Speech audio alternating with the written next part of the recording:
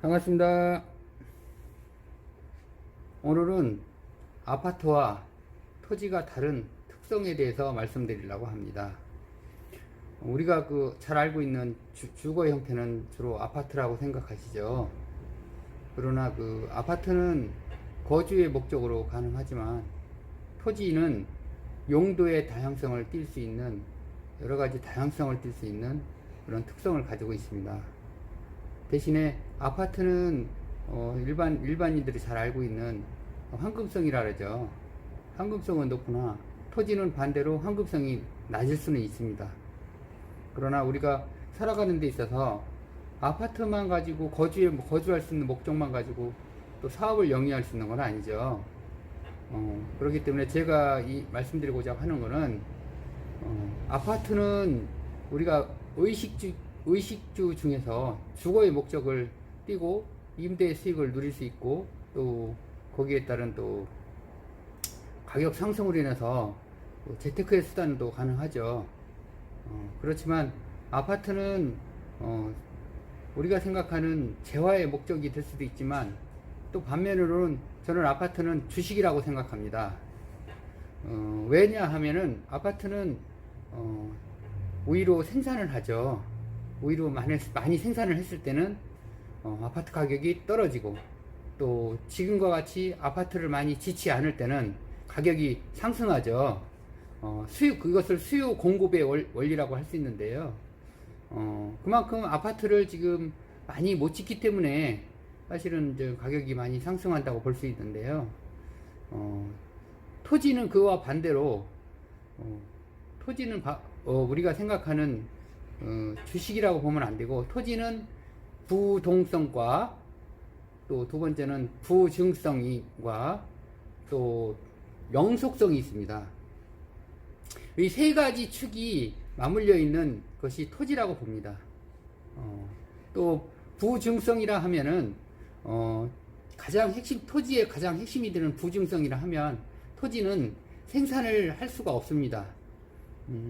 우리가 생각하는 아파트는 오히려 용적률을 많이 주면은 아파트는 가격이 떨어지고, 많이 생산하면 공급이 많기 때문에 수요는 없을 때는 떨어집니다. 언젠가는 떨어진다고 그러죠. 폭락한다고 그러죠. 그런 위험성이 있지만 토지는 감가상각 대상이 또 안 됩니다. 아까 말씀드린 대로 토지는 2층, 3층, 5층으로 이렇게 생산할 수 있는 그런 특성이 없습니다. 그냥 오직 지면에 붙어 있고, 또 거기에 또 지면에 붙어 있지만 옆 토지와 연관성을 가지고 있는 특성을 가지고 있습니다. 옆 토지가 어떤 것이 들어오냐에 따라서 내 땅이 좋아지는 그런 특성이 있죠. 그래서 항상 인접 토지와 긴밀한 관계를 가져야 되는 특성도 있고, 또 내가 또 토지는 또 만들어낼 수가 없는 상황이기 때문에 그 토지에 대한 특성을 잘 생각해서 토지를 구입하거나 매매를 해야 됩니다. 왜 그러냐면 토지의 영속성은 영원합니다. 토지가 갖고 있는 개발의 다양성과 사용 수익의 가치와 그도 용도의 다양성, 이런 특성을 가지고 있습니다. 토지는 내가 또 사업을 영위할 수도 있지만은, 또 거기에 따라서 임대 수익과 그 다음에 또 시간이 흐름으로써 감가상각 적용이 되지 않습니다. 어떤 물건을 샀을 때는 내용 연수라든가 사용 연수에 따라서, 예를 들어서 자동차 같은 경우는 처음에 내가 3천만 원 주고 샀으나, 그거는 모든 연식과 그 다음에 사용 키로수와 이런 거 따져봤을 때 내가 3천만 원의 가치가 5년 후에는 10분의 1도 안 남습니다. 그러나 토지 같은 경우는 영속성을 지니고 있죠. 그러면서 내가 지금 타이밍에 팔지 않더라도 추후에 팔게 되면은 그 주변에 내 토지만 남아있고 다른 것들은 다 들어왔을 때, 그때의 희소성 가치를 바라는 게 토지입니다.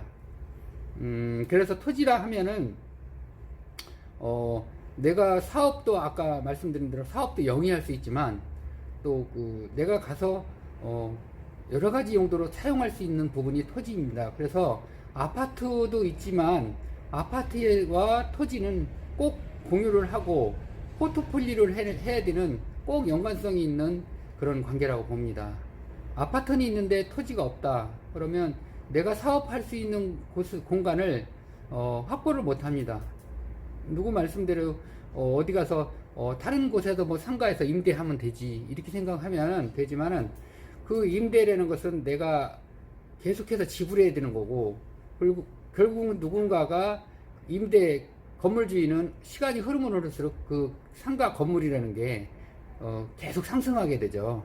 상승함으로써 나는 임대료를 지불하지만 건물을 갖고 있는 사람은 계속해서 임대료와 그 토지 상승분에 재테크 수단으로 되는 자본력이 자꾸 커질 수밖에 없는 거죠.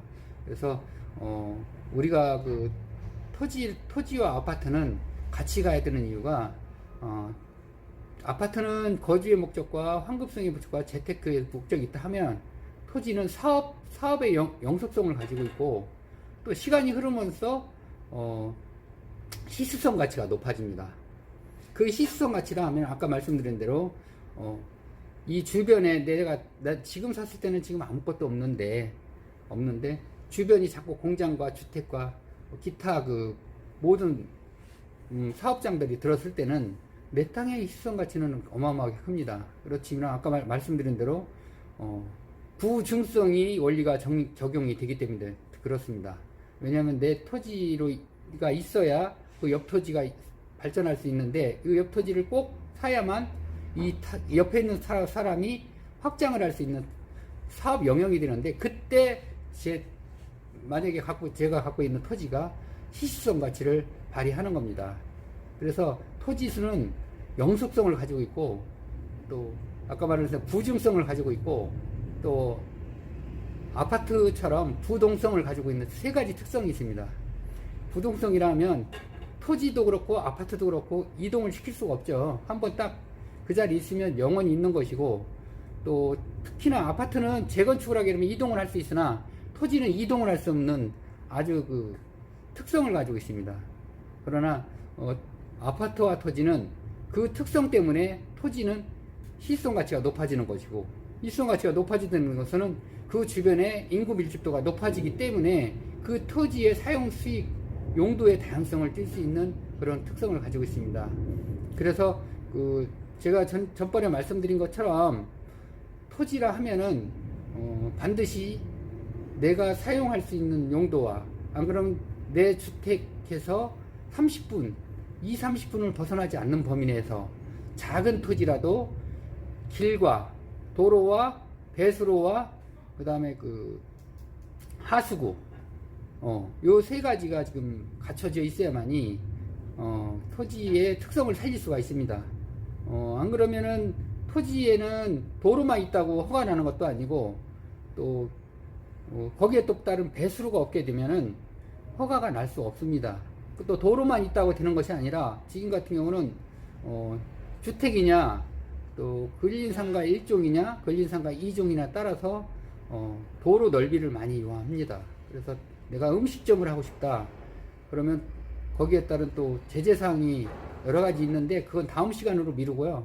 일단 도로 넓이가 4m냐 5m냐에 따라서 내가 할 수 있는 용도의 다양성을 제재를 받게 됩니다. 도로가 좁으면 좁을수록 용도의 다양성은 없어지고 주택밖에 못 짓고, 도로가 넓으면 넓을수록 용도의 다양성을 띌 수 있는 그런 특성이 있습니다. 그러니 토지는 작은 걸 사더라도 용도의 다양성을 띠기 위해서는 좀 비싸더라도 도로가 넓으면서도 배수로도 봐주고, 그 다음에 인구 밀집도 또 봐주면서 내가 추후에 무사업장을 쓰더라도 어떤 제재에 걸려서 토지의 활용도를 떨어뜨리거나 그런 실수를 범하면 안 되겠죠. 그렇기 때문에 작은 토지라도 내가 100평이라도 내가 수시로 왔다 갔다 하는 그런 거리에 20-30분 거리에 이동식 주택이라도 갖다 놓고 있으면 쉴 수 있는 공간, 추후이라도 내가 그때 앞전에 말씀드린 것처럼 노후에 팔아서 요양비로 쓸 수 있는, 재테크 수단을 쓸 수 있는 그런 다양성을 띌 수 있는 토지를 잘 선정하셔서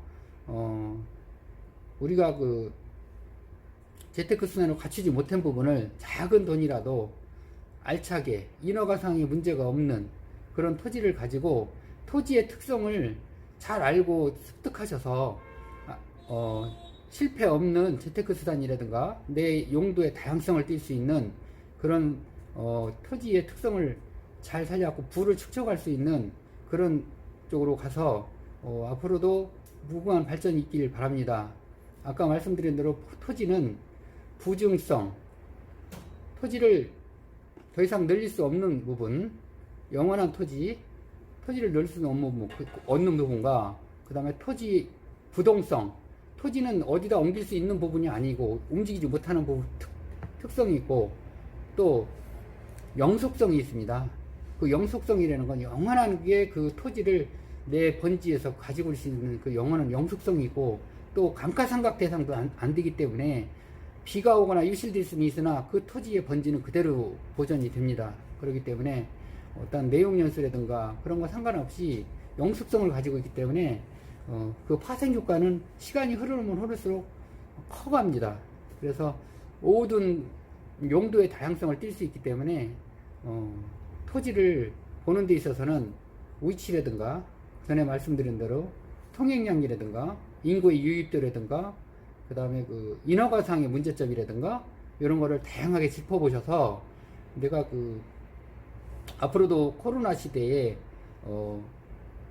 내가 가서 조용히 쉴 수 있는 공간 20-30분 거리 이내 이런 데를 잘 잡아놓으셔서 노후에 그 재테크 수단으로 노후 자금으로 잘 활용할 수 있는 각 가정의 재테크 수단으로 잘 됐으면 좋겠습니다. 앞으로도 토지의 특성이라든가 또 토지의 그 가지고 있는 단점이라든가 장점을 잘 살려서 여러 가지 측면에서 다시 만나보실 수 있게 노력하겠습니다. 제가 토지를 한꺼번에 다 말씀드릴 수는 없고요. 토지는 왜 상승할 수밖에 없는가? 그렇지만 상승하는데 인구 밀집도가 높은 곳에 반드시 사야 되는 이유가 뭔가? 그 부분에 대해서 말씀드렸습니다. 오늘은 토지의 특성이 아파트와 토지의 특성에 대해서 말씀드렸습니다. 감사합니다.